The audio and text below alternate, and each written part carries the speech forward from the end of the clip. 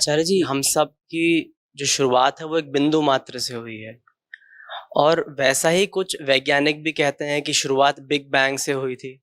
तो क्या आध्यात्मिक या आंतरिक जगत की जो बात है और ये जो मैटर की जो बात है वो कहीं ना कहीं जुड़ी हुई है इस कॉन्टेक्स्ट में? विज्ञान जिस बिग बैंग की बात करता है वो पूरे तरीके से एक भौतिक घटना है।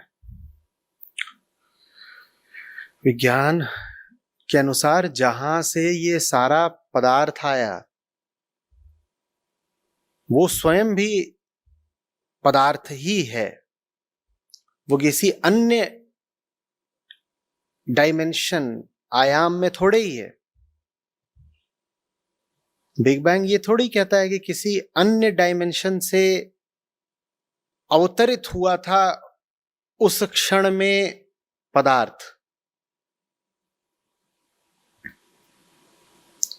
विज्ञान शुरुआत ही वहां से करता है जहां पदार्थ है और फिर कोई घटना घटती है, कोई प्रक्रिया होती है और एक बहुत बड़ा विस्फोट है, जिससे फिर धीरे धीरे करके जैसा हम ब्रह्मांड को जानते हैं उसका निर्माण होता है। जबकि अध्यात्म जिस बिंदु की बात कर रहा है वो बिंदु भौतिक नहीं है। अध्यात्म जब कह रहा है कि बिंदु से ही सारा संसार आया है तो वो बिंदु भौतिक नहीं है। विज्ञान जब कह रहा है कि बिंदु से संसार आया है तो वो बिंदु भौतिक है।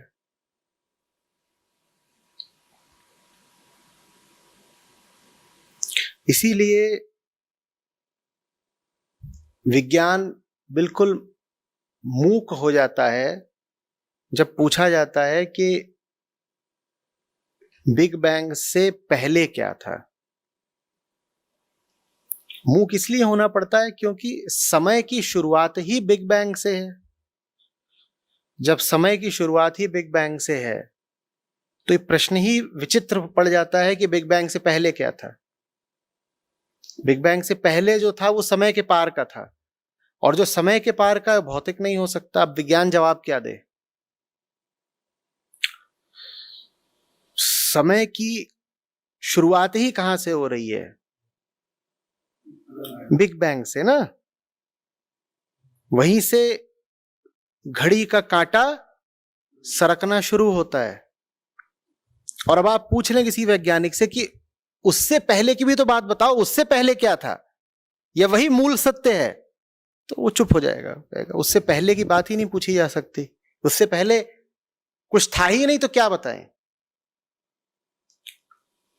लेकिन ये जो चीज है कुछ न होना, ये विज्ञान के क्षेत्र से बाहर की है।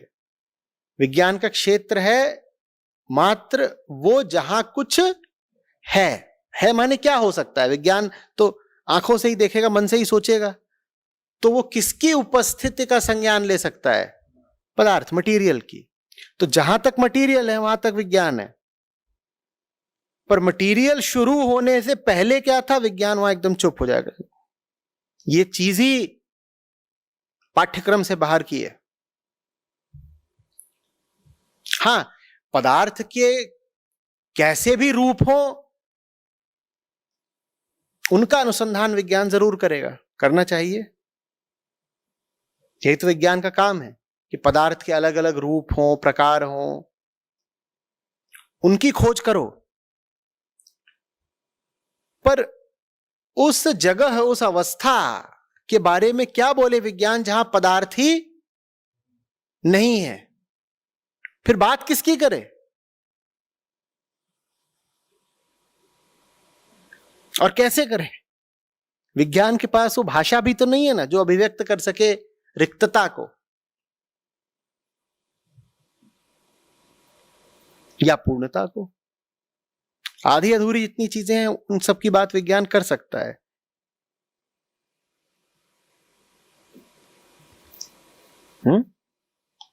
समय की नहीं शुरुआत हुई बिग बैंग के साथ, स्पेस की शुरुआत ही बिग बैंग के साथ हुई है। और पदार्थ जैसे जैसे बढ़ता गया है आकार में, वैसे वैसे विस्तार लेता गया, स्पेस भी बढ़ता गया है। तो माने बिग बैंग से पहले स्पेस भी नहीं था, स्पेस भी नहीं था तो बिग बैंग कहां हुआ? फंस गए ना बच्चों। बिग बैंग से पहले ना टाइम है ना स्पेस है, तो फिर बिग बैंग कहां हुआ? हम तो कल्पना ऐसे करते हैं कि ऐसे खुला आकाश है, उसमें कहीं पे बिग बैंग हुआ। अरे आकाश कहां से आ गया? आकाश का तो निर्माण ही बिग बैंग से हुआ है। बिग बैंग कहां हुआ? स्पेस तो था नहीं।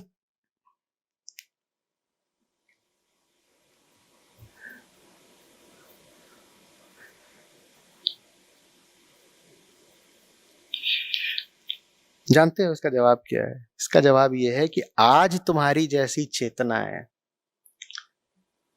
उसका इस्तेमाल करके तुम बिग बैंग की बात कर रहे हो।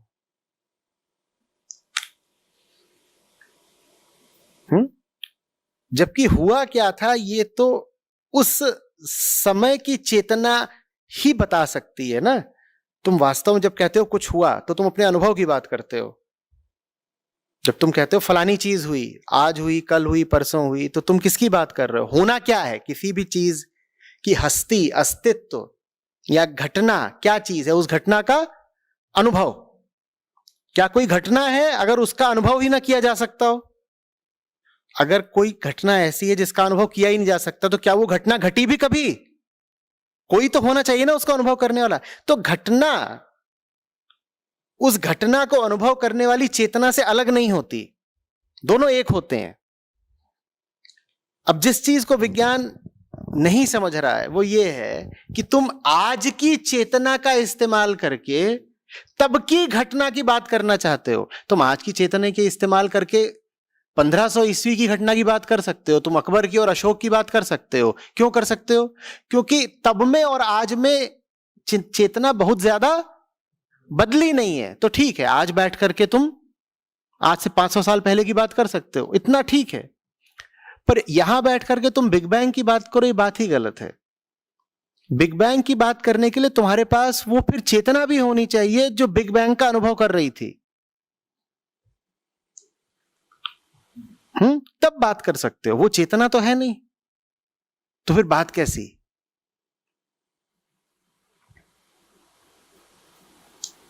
समझ में आ रही बात? भाई आज तुम्हारे जो नियम है विज्ञान के, हमें ऐसा लगता है विज्ञान के नियम जो आज हैं वही तब भी रहे होंगे आज से खरबों वर्ष पूर्व। नहीं, ऐसा नहीं है। विज्ञान के नियम भी बदल गए हैं। विज्ञान माने प्रकृति के जो नियम है वो तक बदल गए हैं। ये कोई अमर और शाश्वत नियम नहीं है, ये भी समय के साथ बदलते हैं। आप कहेंगे अजीब बात, समय के साथ बदलते हैं। हाँ, एक क्वांटम मैकेनिक्स के या क्लासिकल मैकेनिक्स के जो नियम है, क्या ये समय के साथ बदलेंगे? बिल्कुल बदलेंगे। 200, 400, 10, 20 हजार साल में नहीं बदलेंगे। पर जब तुम समय की पूरी रेखा को पकड़ोगे, पूरे विस्तार को या पूरे चक्र को पकड़ोगे, तो वहां तुम पाओगे कि ये नियम भी बदलते हैं। तो तुम अब आज के नियमों का उपयोग करके एक ऐसी घटना का विश्लेषण करना चाह रहे हो जब वो नियम उपयुक्त ही नहीं हो सकते थे, एप्लीकेबल ही नहीं थे। भाई उस समय पर भी क्या वो नियम चलते थे फिजिक्स के जो आज चलते हैं? उस समय न वो चेतना थी जो आज है, न भौतिकी उन नियमों पर आधारित थी जिन पर आज आधारित है। तो उस समय जो हो रहा था वो कुछ चीज दूसरी थी। आचार्य जी, कई बार आपने सत्रों में बताया है कि हमारा जो मस्तिष्क है, भौतिक शरीर है, वो चेतना से किसी तरह से तो जुड़ा हुआ है ही। जैसे हमारे सर पे इम्पैक्ट पड़ जाए तो चेतना तो डिस्ट्रॉट होती ही है। तो जब हम कह रहे हैं बिग बैंग के समय, जैसे वो अलग अलग आयामों की बात है, मगर कहीं ना कहीं आयाम जुड़े तो हुए ही। आज भी जुड़े हुए हैं। तो तो फिर क्या ये नियम भी किसी तरीके से जुड़े नहीं है? हाँ बिल्कुल। देखो,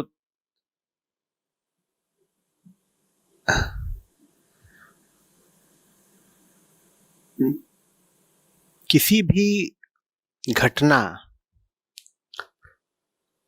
को उस घटना के दृष्टा से या अनुभोक्ता से अलग करके नहीं देखा जा सकता। ठीक है? तुम अभी जैसे हो, ठीक इस पल में ऐसा होने के कारण तुम बिग बैंग का विचार या कल्पना कर रहे हो। समझ रहे हो? तो तुम्हारी जो चेतना है इस पल की, वही बिग बैंग का निर्धारण कर रही है। तुम अभी जैसे हो, तुम्हारा बिग बैंग अभी वैसा है।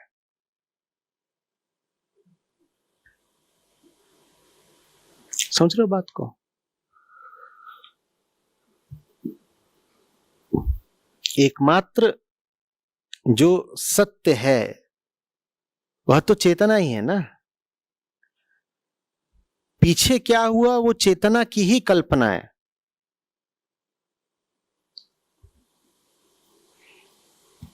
समय में, अतीत में क्या हुआ वो चेतना की ही कल्पना है।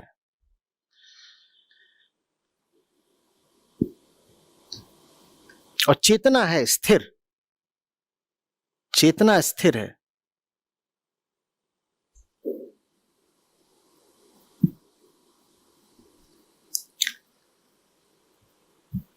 पीछे देख रही है, आगे देख रही है, अपना जितना अपने अपने चारों ओर, अपने इर्द गिर्द उसे जितना विस्तार बनाना है वो बना लेती है।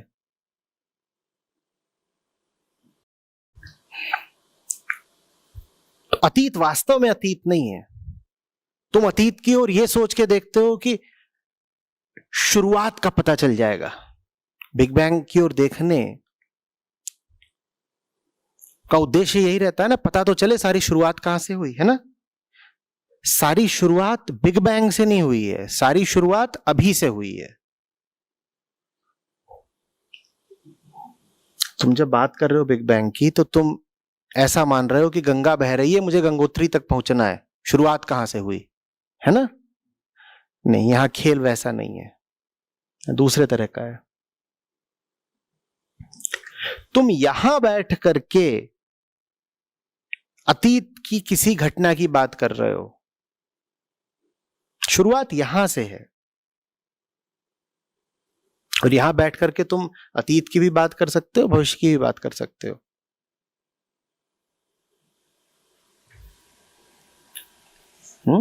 तो शुरुआत यहां से है। बिग बैंग ने तुमको जन्म नहीं दिया।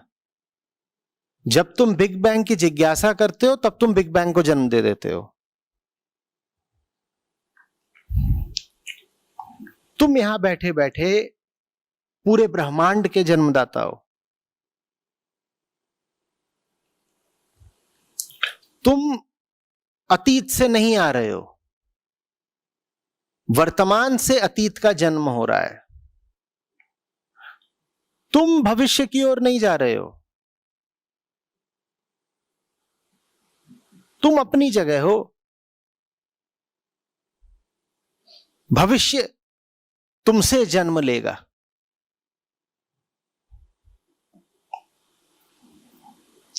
बात समझ रहे हो? तुम्हारी कल्पना यह है कि समय की एक धारा है जिसमें तुम बहते हुए चले आ रहे हो। नहीं, ऐसा नहीं है। वैसी कल्पना सिर्फ तभी तक ठीक है जब तक तुम गहरे देह भाव में हो। गहरे देह भाव में होने से व्यक्ति अपनी आयु गिनने लग जाता है। जब व्यक्ति अपनी आयु गिनने लग जाता है तो ये विचार आता है कि समय की धारा में मैं बह रहा हूं। देखो, 2 पे था, 4 पे था, 8 पे था, 20 पे पहुंचा, 60 पे पहुंचा, 80 पे पहुंचा, मर गया। जब देह भाव गहरा होता है ना, तो व्यक्ति अपने आप को समय में स्थिर नहीं देख पाता, वो फिर अपने आप को समय में बहता हुआ देखता है, क्योंकि उसका अनुभव ही ऐसा है।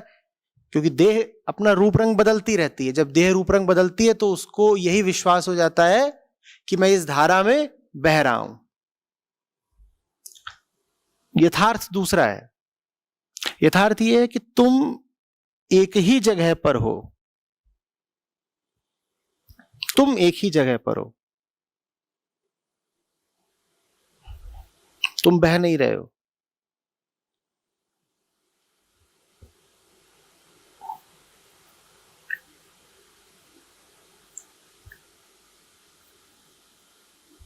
अतीत भविष्य दोनों तुम्हारा विस्तार है, कल्पना है, सपना है।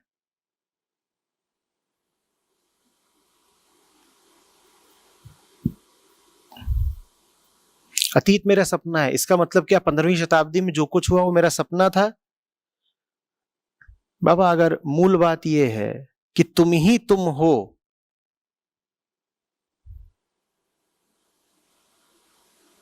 कि 15वीं शताब्दी की बात करने वाले भी तुम हो, कि तुम ना हो तो मैं कैसे हो सकता हूं, यह अनमोल कैसे हो सकता है? तो निश्चित रूप से पता तो यही चलता है ना कि अगर शुद्ध दृष्टि से देखें, साफ मन से विचारें, तो पता चलेगा कि ये 15वीं शताब्दी हो, चाहे पहली शताब्दी हो, चाहे बिग बैंग हो, ये सब मेरे ही प्रक्षेपण मात्र है।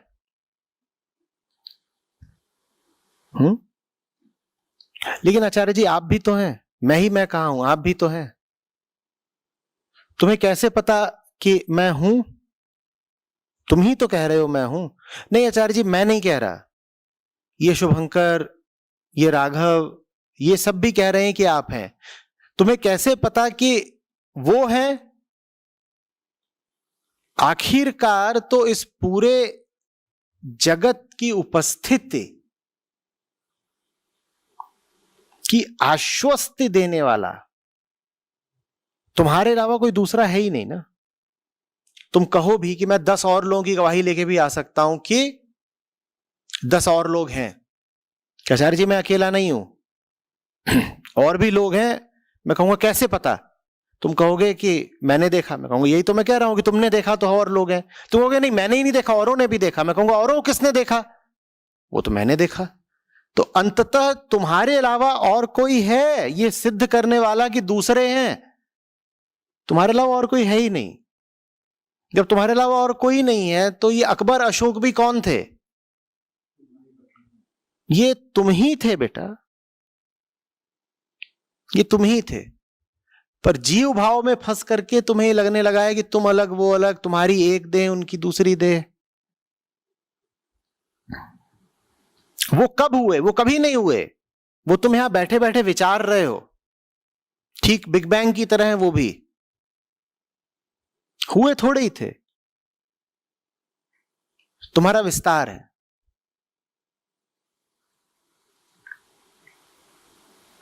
तुम्हें क्या लग रहा है वास्तव में कोई हुआ था?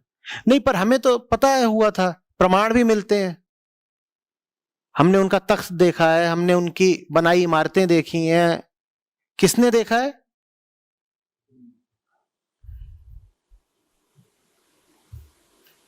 खत्म हो गई बात। नहीं देखा हमने, बनाई तो किसी और ने थी। जिन्होंने बनाई थी उनको किसने देखा है? हमने देखा है। अभी ये बात गले से नीचे उतरेगी नहीं कि अकबर भी मैं हूं, अशोक भी मैं हूं, और बिग बैंग भी मैं ही हूं, तुम ही हो। पदार्थ के तल पे तो अकबर की कोई देह तो रही होगी, उस पे चित्र भी है, सब कुछ है, मतलब मैं ही उसको देख रहा हूँ। लेकिन अगर मेरी देह है तो देहिक तौर पे तो जब तक तुम अपने आप को शुभंकर मान रहे हो तब तक अकबर और अशोक तुमसे निस्संदेह अलग हैं, तुम्हारे मानने पर है।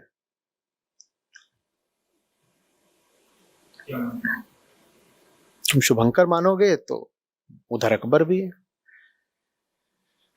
क्योंकि अगर तुम शुभंकर हो तो तुम पैदा ही अभी 25 साल पहले हुए हो, तो फिर तुम कहां से बिग बैंग हो गए? जो 25 साल पहले ही आया है वो बिग बैंग कैसे हो जाएगा?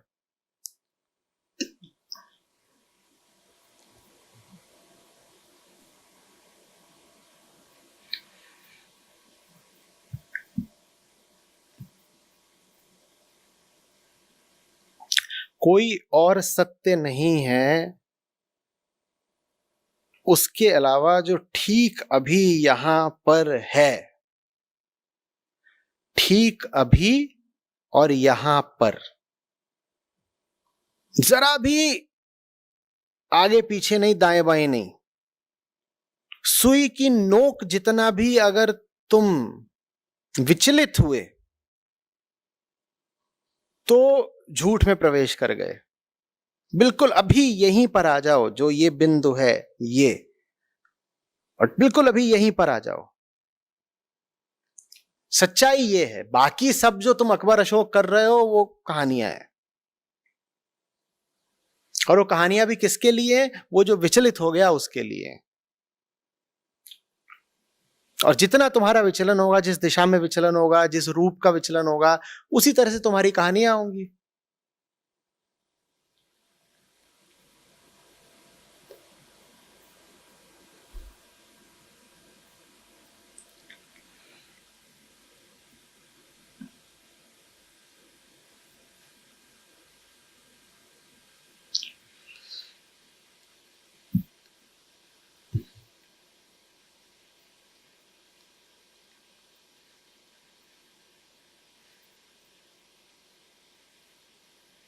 ठीक अभी बिल्कुल यहीं पर आ जाओ, वो है जिसके बारे में बात निर्विवाद है,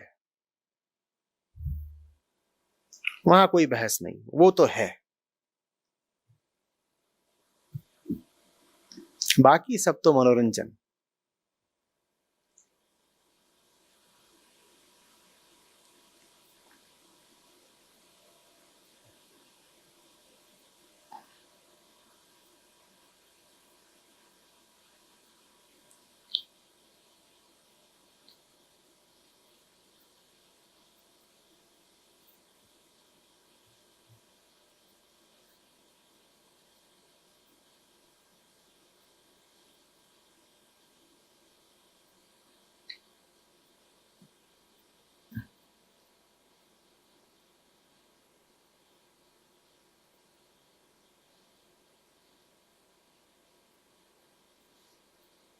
ये भी जो ऐसे मेरी ओर देख रहे हो ना, ये देह भाव ही है तुम्हारा।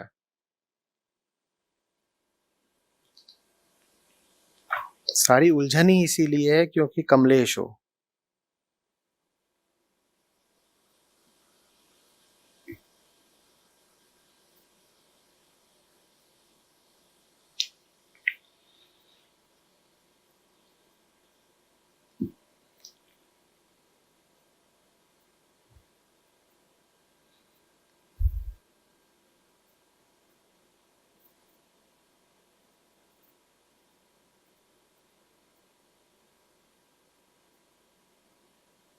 मुक्ति का अर्थ ही यही होता है, कमलेश नहीं है फिर भी चेतना है।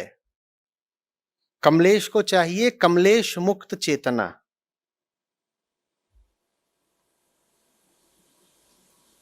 और जो कमलेश मुक्त चेतना होती है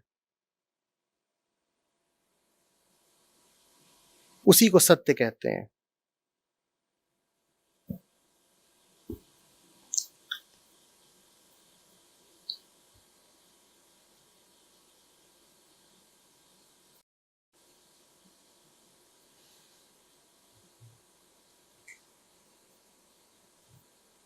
कमलेश जब आया तो अपने साथ क्या लेकर आया? एक जन्म तिथि और दूसरा वजन। कोई भी आदमी ये दो तो हमेशा लेके चलता है ना। उससे पूछोगे जन्म तिथि बताइए, बता देगा तुरंत, फलानी तारीख को पैदा हुए। माने वो अपने साथ क्या लेके आ गया? समय। और कोई भी आदमी अपने साथ वजन तो लेके चले, कोई तो नहीं बोलेगा कि मेरा तो वजन है ही नहीं। तो अपने साथ क्या लेकर के आ गया? स्थान। जहां वजन है वहां क्या होगा? स्थान। तो अब तुमने पैदा कर दिया ना समय। समय जब पैदा कर दोगे तो फिर उसमें गोते मारोगे, कहोगे कितना पीछे तक जाता है और आगे क्या होगा, ये सब चालू हो जाता है। पीछे तक जब जाएगा तो इतिहास की रचना करोगे, क्या हुआ था, कैसे हुआ था। आगे तक जब जाता है तो भविष्य की कल्पना करोगे, क्या होगा क्या नहीं होगा।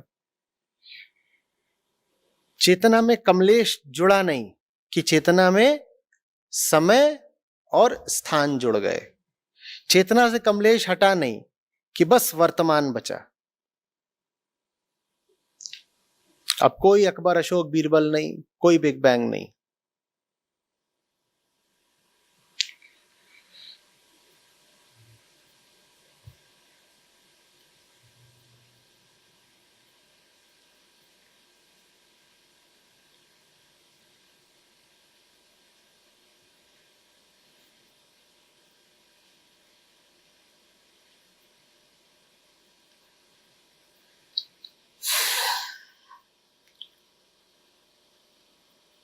बंधन क्या है?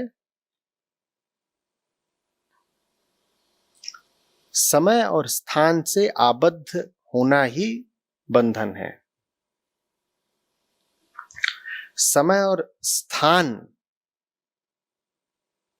को महत्व देकर स्वयं को उनके संदर्भ में परिभाषित करना ही बंधन है। मैं कौन हूं? जिसका जन्म फलाने समय फलाने स्थान पर हुआ।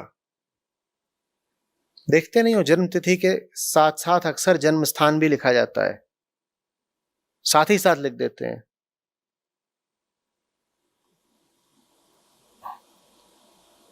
वो शुरुआत होती है तुम्हारे सपने की। पैदा होना माने अब तुम सपने के एक किरदार हो गए।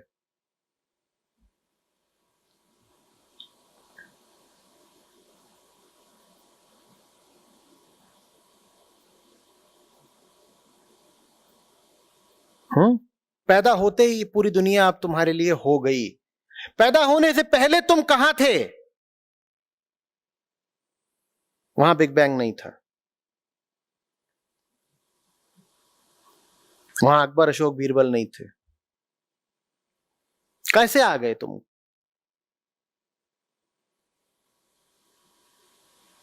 हम्म?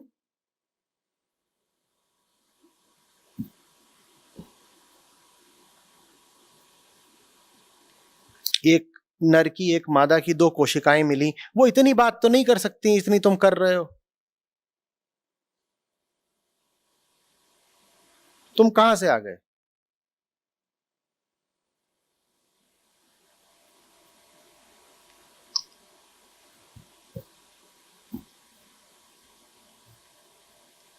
सपना लेने से पहले तुम कौन थे?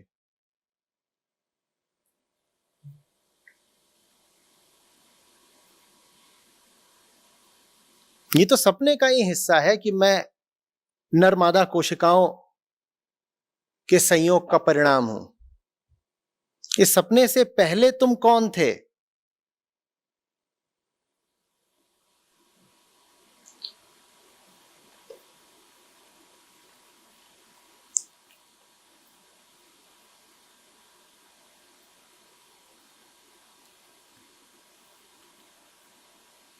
और जहां तुम थे वहां कोई बिग बैंग था क्या तब? या बिग बैंग जैसी कोई चीज तुम्हारे लिए अर्थपूर्ण भी जन्म के बाद ही हुई?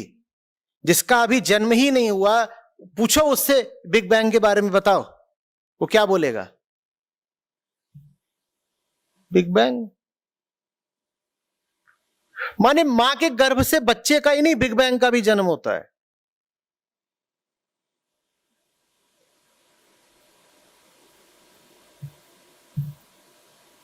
जब तक बच्चा नहीं था तुम किससे पूछते बिग बैंग के बारे में? जो पैदा नहीं हुआ उससे बात करो बिग बैंग की।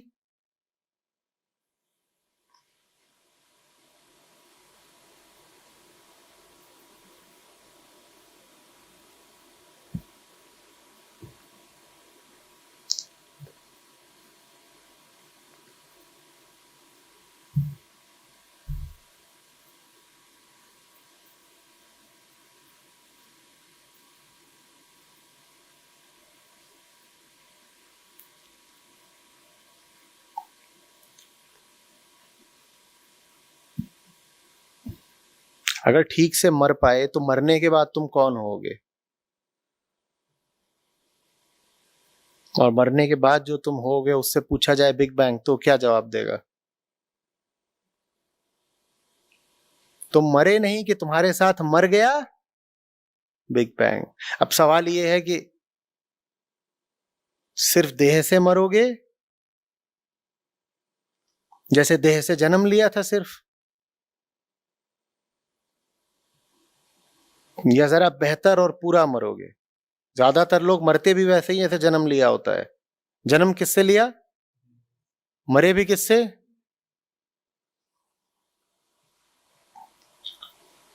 अध्यात्म कहता है देह से जन्म लेने का काम, देह से मरने का काम, ये तो अपने आप ही हो जाता है, प्रकृतिगत है, पशुओं में भी हो जाता है।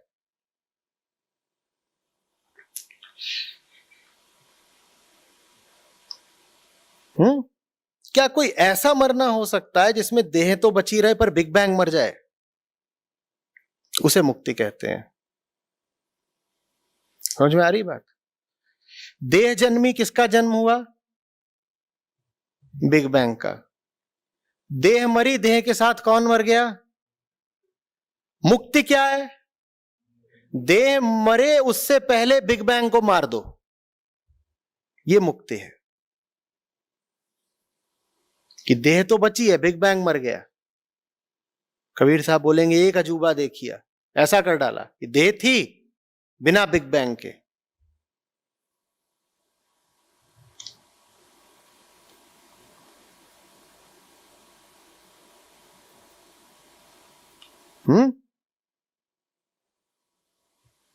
तो मुक्ति क्या है? वो बिग बैंग से भी बड़ी है, वो बैंग बैंग है।